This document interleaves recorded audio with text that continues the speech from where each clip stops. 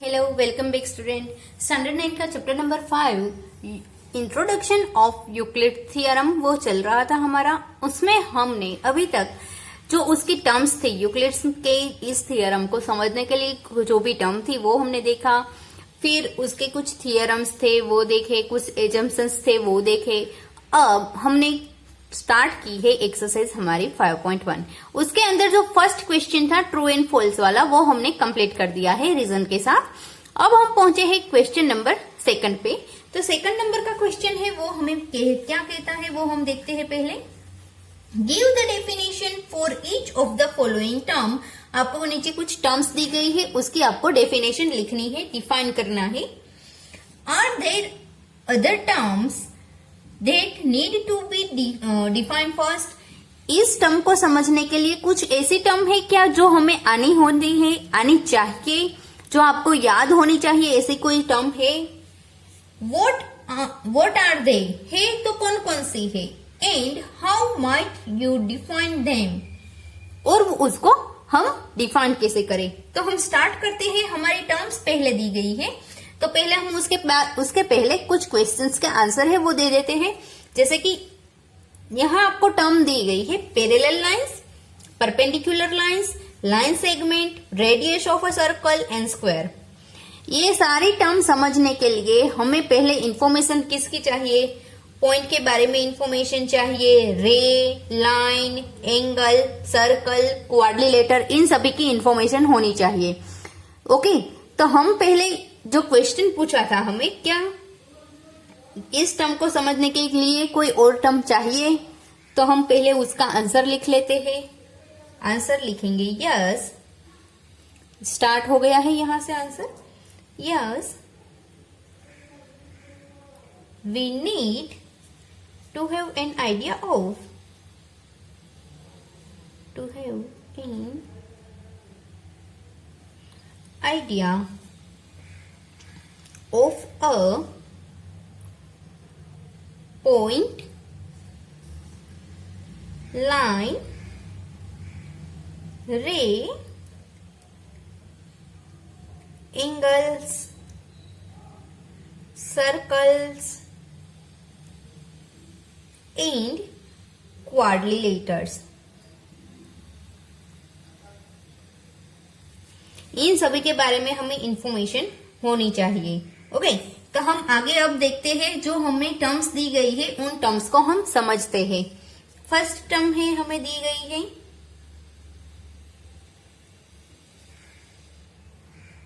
Parallel lines. Parallel lines किसे कहेंगे? Suppose इस तरह की मैंने कोई लाइन ड्रॉ की है, ये एक लाइन है, ये दूसरी लाइन है, ये दोनों लाइन पैरेलल है, वो हम कब बोल सकते हैं? इन दोनों लाइन को अगर मैं एक्सटेंड करती जाऊं और ये दोनों लाइन के एंड्स है, एंड या फिर एक लाइन कहीं पर भी मिलती नहीं है तो हम उसे पैरेलल लाइन बोल सकते हैं। अगर ये दोनों लाइन आगे जाके मिल जाती है तो हम इसको पैरेलल लाइन नहीं बोलेंगे। तो हमें ये लाइन ड्रॉ करना है और बस यही चीज हमें सेंटेंस के फॉर्म में लिखनी है। सपोज ये लाइन एल लेती हूं, इस लाइन को एम लेती हूं, तो हम लिखेंगे these lines are said parallel if they have no common point, no common point। In line को एक भी कॉमन पॉइंट नहीं होना चाहिए। ये लाइन आगे जाके कहीं पर मिलती नहीं होनी चाहिए। अगर जहां पर मिल जाएगी वो उनका कॉमन पॉइंट होगा। तो ये हो गई हमारी फर्स्ट टर्म। सेकंड टर्म हमें दी गई है परपेंडिकुलर लाइंस।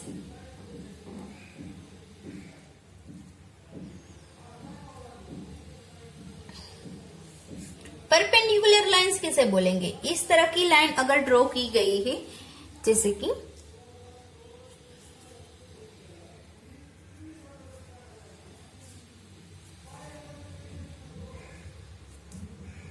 और ये एंगल है वो होगा 90 का। ये लाइन एल है और ये लाइन एम लेती हूं मैं। इन दोनों लाइन को परपेंडिकुलर कब बोल सकते हैं? जब ये दोनों लाइन एक पॉइंट पे मिलती है और उसका एंगल है वो 90 डिग्री है, तभी इस लाइन को हम परपेंडिकुलर बोल सकते हैं। इफ दे यानी कि lines, if they form a right angle and written as L parallel M। Okay, इस लाइन को हम इस तरह से लिख सकते हैं L parallel M। ये पैरेलल लाइन है, ये हो गई परपेंडिकुलर लाइन। ओके, थर्ड वाला है हमारा टर्म, थर्ड टर्म है लाइन सेगमेंट।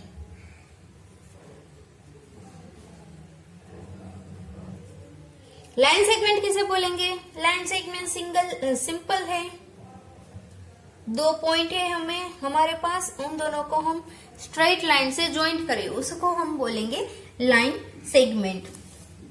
लाइन सेगमेंट है वो एक लाइन का पार्ट ही है, पूरी लाइन है, उसका कुछ हिस्सा हम ले तो हम उसको बोलेंगे लाइन सेगमेंट। तो आप लिख सकते हो लाइन सेगमेंट, फर्स्ट यही चीज हम लिखेंगे, line segment is a part of a line and it has two end points। इसके पास दो एंड पॉइंट है, एक इस तरफ है, दूसरा इस तरफ है, इसको हम बोलेंगे line segment. Written as A B लिखो या फिर बी ए लिखो, दोनों ही सेम है, लेकिन ऊपर लाइन सेगमेंट की साइन होनी चाहिए।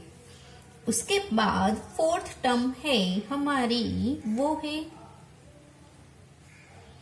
Radius of a circle. Circle को रेडियस होती है, सर्कल ड्रॉ करते हैं एक, आप अच्छी तरह से इंस्ट्रूमेंट का यूज करके बनाना सर्कल। ये उसका सेंटर है, सेंटर से लेकर जो सर्कल है उसका कोई भी लाइन पर, कोई भी पॉइंट पर हम जाए, इस तरह का हम कोई भी पॉइंट पे ड्रॉ करें तो हम इसको बोलते हैं रेडियस। पी क्यू है वो हमारी रेडियस होती है। तो हम इसको क्या, इसकी डेफिनेशन हम क्या लिख सकते हैं? द डिस्टेंस फ्रॉम, कहां से कहां तक का distance? Centre, from centre to a point, कहां पर का पॉइंट है? On a circle is called radius of a circle. Centre से लेकर सर्कल का कोई भी पॉइंट है वहां तक का अगर कोई लाइन ड्रॉ करे तो हम उसको रेडियस ऑफ अ सर्कल बोल सकते हैं। Here PQ is a radius of the circle। ये वाला जो सर्कल है उसकी रेडियस क्या है? PQ। उसके बाद लास्ट टर्म है हमारी, वो है स्क्वायर। स्क्वायर है, स्क्वायर का मेन पॉइंट क्या है? स्क्वायर किसे हम बोल सकते हैं? जैसे कि मैंने ये ड्रॉ किया है, ओके, ABCD, ABCD। ये स्क्वायर कब होगा? जबकि ये चारों की चारों उसके लाइन है, AB, BC, CD और AD। ये सारी की सारी एक समान नाप की होनी चाहिए, सभी का लेंथ है वो एक समान होना चाहिए, और सारे के सारे चार एंगल है वो चारों के चारों एंगल 90 डिग्री के होने चाहिए, तब जाके ये स्क्वायर बनता है। तो हमें बस यही लिखना है, ये एक क्वाड्रिलेटर ही है, स्क्वायर है वो एक क्वाड्रिलेटर है, लेकिन उसके चार एंगल है वो राइट एंगल होने चाहिए और उसकी जो साइड है वो एक समान होनी चाहिए।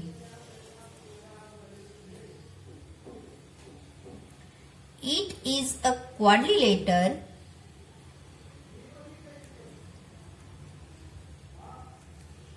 with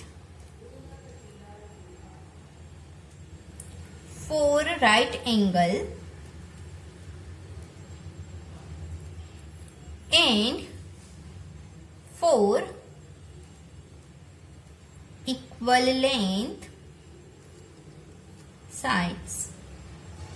ये क्वाड्रिलेटर है जिसकी 4 साइड है वो भी इक्वल नाप की है और उसके एंगल से वो भी 90 डिग्री पे है, उसको हम बोल सकते हैं स्क्वायर। ओके, तो यहाँ पर सेकंड वाला जो क्वेश्चन था हमारा, जो टर्म्स हमें समझानी थी वो हमारा यहाँ पर कंप्लीट हो गया। अब हम पहुंचे हैं हमारे थर्ड नंबर के क्वेश्चन पे। यहाँ पर आपको कुछ चीजें दी गई है, कुछ लिखा हुआ बहुत बड़ा क्वेश्चन दिया गया है, उसको पढ़ते हैं और समझते हैं, बाद में देखते हैं कि उसका आंसर हमें क्या देना है। तो हम स्टार्ट करते हैं क्वेश्चन नंबर थर्ड से। यहाँ पर हमें दिया गया है, फर्स्ट पॉइंट दिया गया है, given any two distinct points A and B 2 point दिए गए हैं, उसके बीच में एक तीसरा पॉइंट है पॉइंट सी। फर्स्ट क्वेश्चन हमें ये कहता है। सेकंड वाला पॉइंट हमें कहता है कि there exist at least 3 points, 3 point है लेकिन वो एक ही लाइन में है, वो जरूरी नहीं है। इस तरह का हमें 2 पॉइंट्स दिए हैं और नीचे कुछ क्वेश्चंस पूछे हैं। फर्स्ट क्वेश्चन है, do these postulates contain any undefined term. ये पोस्टल से कुछ दिया गया है जिसको आपको तथ्य मान लेना है, सच है वो समझ लेना है। उसके अंदर कुछ कम है क्या? तो हाँ, कम है। क्या कम है? कुछ अनडिफाइंड टर्म्स है, वो कौन सी है? पोस्टल ही अनडिफाइंड रहेगा, क्योंकि हमें पहले क्वेश्चन में बोला गया है कि ए एंड बी है। ए लाइन ये एक प्लेन है, ए और बी दोनों ही पॉइंट इस प्लेन पे है। ओके, अब पॉइंट सी बोला है कि ए और बी के बीच में है, लेकिन उसने एग्जैक्टली ये नहीं बोला कि पॉइंट सी है, वो इन दोनों ये जो प्लेन है इसी प्लेन में है, वो हमें नहीं बोला है। यानी कि हम लिख सकते हैं yes there is a undefined term in postal.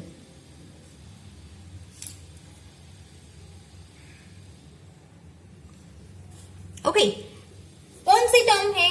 First हम लिखेंगे कि हमें क्या बोला गया है कि दे आर पॉइंट्स, कुछ पॉइंट्स है एक प्लेन पे, लेकिन there is not given,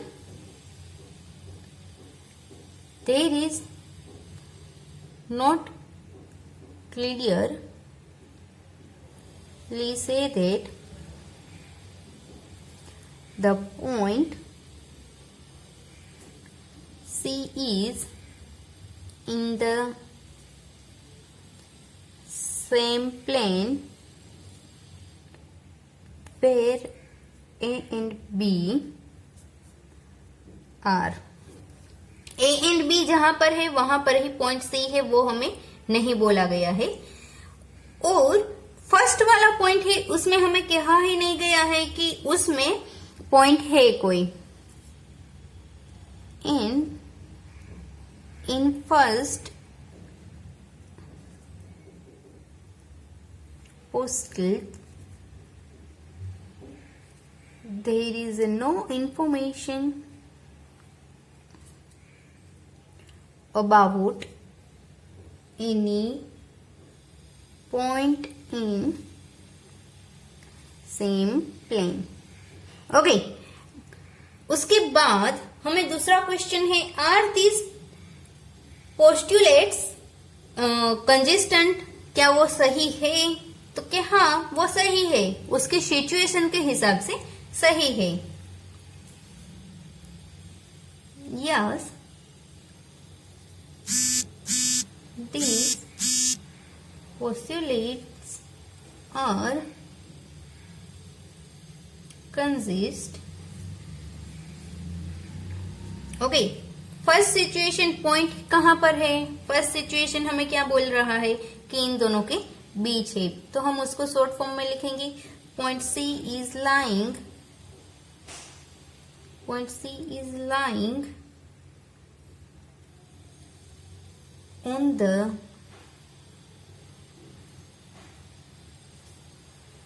line segment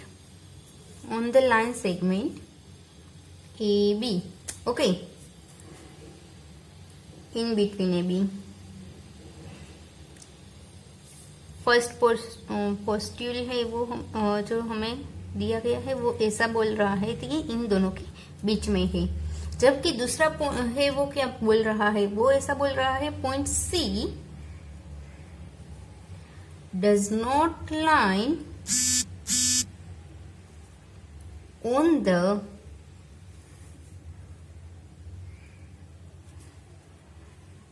line segment. उसने बोला है कि दोनों जो लाइन पॉइंट C है वो AB के साथ लाइन में नहीं है। दूसरा है वो इस तरह का कह रहा है कि AB यहाँ पर है तो C यहाँ पर भी हो सकता है, यहाँ पर भी हो सकता है।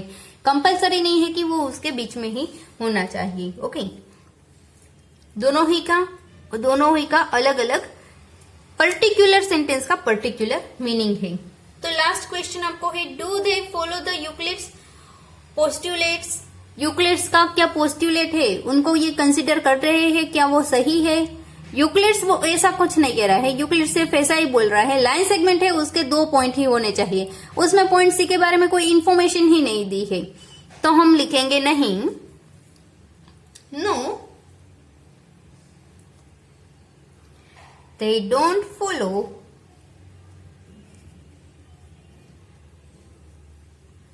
Euclid's postulates. वो उसको फॉलो नहीं कर रहे हैं क्योंकि वहां पर कुछ बात ही नहीं दी गई है पॉइंट C के बारे में। ओके, तो ये यहां पर हमारा क्वेश्चन नंबर 3 है वो यहां पर कंप्लीट हो गया है। एक है अब हमारा क्वेश्चन नंबर 4। क्वेश्चन नंबर 4 है वो हमें क्या बता रहा है कि if the point C is lie between a 2 points AB such that lie on a AB line है हमारी, उसके ऊपर कोई पॉइंट है पॉइंट C इस तरह से है कि AC is equal to BC है, तो हम इसको AC is equal to half AB लिख सकते हैं क्या? हाफ AB यानी कि पूरा, उसका आधा यानी कि AC, इस तरह से लिख सकते हैं। तो हम बिल्कुल लिख सकते हैं। कैसे लिख सकते हैं? पहले ये फिगर ड्रॉ कीजिए, साथ में लिखिए। गिवन दैट हमें कुछ दिया गया है, क्या दिया है? AC is equal to BC, ये हमें दिया गया है। नाउ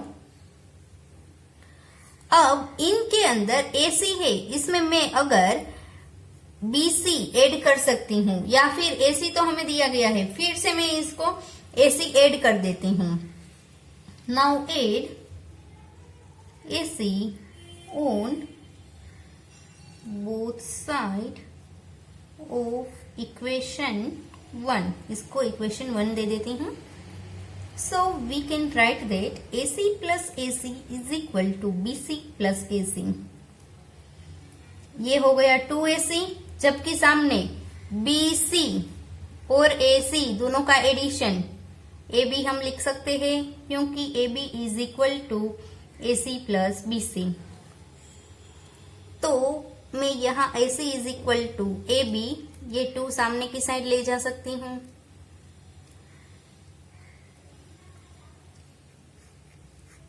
तो हो गया ये प्रूव, तो हम साइड में लिख सकते हैं। So we can prove that, हम ये प्रूव कर सकते हैं और ये प्रूव हो गया। 4th वाला बिल्कुल इजी है, बस फिगर देख के ही आपको करना है। ओके, तो स्टूडेंट्स ये वाला जो चैप्टर है पूरी की पूरी मैंने बताया था उसी तरह से थियरी बेस्ड है, तो आपको इसमें थियरी अच्छे से याद रखनी है, अच्छे से समझनी है, क्योंकि ज्यादातर एग्जाम में आएंगे तो इस तरह की टर्म समझाने या फिर इस तरह के ही क्वेश्चन आएंगे जो आपको अच्छी तरह से याद होने चाहिए कि हम उसको किस तरह से समझा सकते हैं। ओके, तो आगे की जो भी वीडियोस है, जो भी चैप्टर्स है, उसके कंटिन्यूअस वीडियो पाने के लिए मेरी चैनल को शेयर करें और सब्सक्राइब करें। Bye bye students.